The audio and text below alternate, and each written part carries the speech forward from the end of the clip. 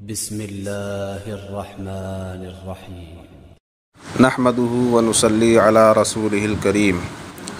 رمضان المبارک اور اعتکاف۔ اعتکاف عربی زبان کا لفظ ہے جس کے معنی ٹھہر جانے اور خود کو روک لینے کے ہیں۔ شریعت کی اصطلاح میں رمضان المبارک کے آخری عشرے میں عبادت کے مقصد سے مسجد میں ٹھہرنے کو اعتکاف کہتے ہیں۔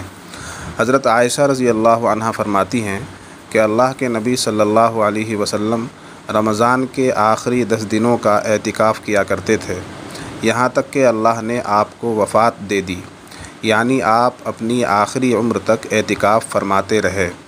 صحیح بخاری۔ حضرت ابو سعید خدری رضی اللہ عنہ کہتے ہیں کہ نبی کریم صلی اللہ علیہ وسلم نے رمضان المبارک کے پہلے عشرے میں اعتکاف فرمایا اور پھر دوسرے عشرے میں بھی۔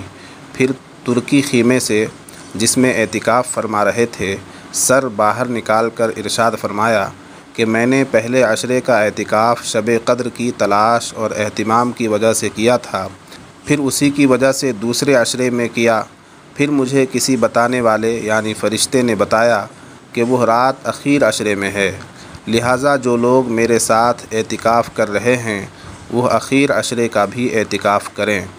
سنن ابن ماجہ۔ معلوم ہوا کہ اعتکاف کی عبادت کے ذریعے شب قدر کو حاصل کرنا اعتکاف کا ایک اہم مقصد ہے۔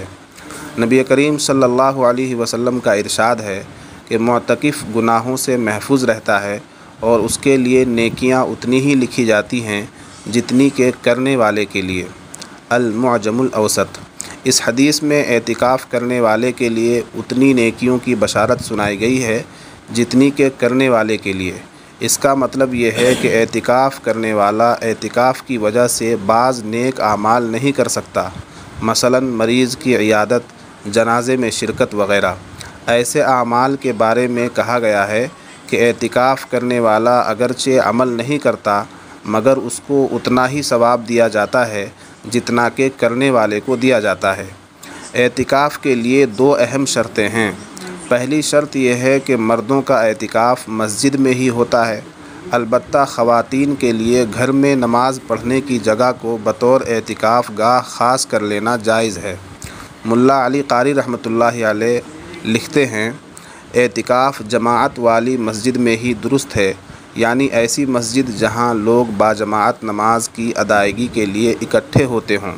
اور امام ابو حنیفہ رحمۃ اللہ علیہ سے مروی ہے اعتکاف صرف ایسی جامع مسجد میں درست ہے جہاں 5 وقت کی نمازیں جماعت کے ساتھ ادا کی جاتی ہوں، اور یہی قول امام احمد بن حنبل رحمۃ اللہ علیہ کا بھی ہے۔ اعتکاف کی دوسری شرط یہ ہے کہ معتکف یعنی اعتکاف کرنے والا 20 رمضان المبارک کی شام کو سورج غروب ہونے سے پہلے مسجد کے اندر پہنچ جائے۔ فقہی اعتبار سے اعتکاف کی 3 قسمیں ہیں۔ نمبر 1 واجب، نمبر 2 سنت، نمبر 3 نفل۔ واجب اعتکاف یہ ہے کہ اگر کسی نے منت مان لی کہ میں اللہ کے لیے اتنے دنوں کا اعتکاف کروں گا تو اس کے لیے اتنے دنوں کا اعتکاف واجب اور ضروری ہو جائے گا۔ سنت اعتکاف وہ ہے جو رمضان کے آخری عشرے میں کرتے ہیں، اس کو سنت علی الکفایہ کہا گیا ہے، یعنی اگر کسی آبادی میں ایک شخص نے بھی اعتکاف کر لیا تو سب کی طرف سے ادا ہو جائے گا، اور اگر کسی ایک نے بھی اعتکاف نہیں کیا تو سب گنہگار ہوں گے۔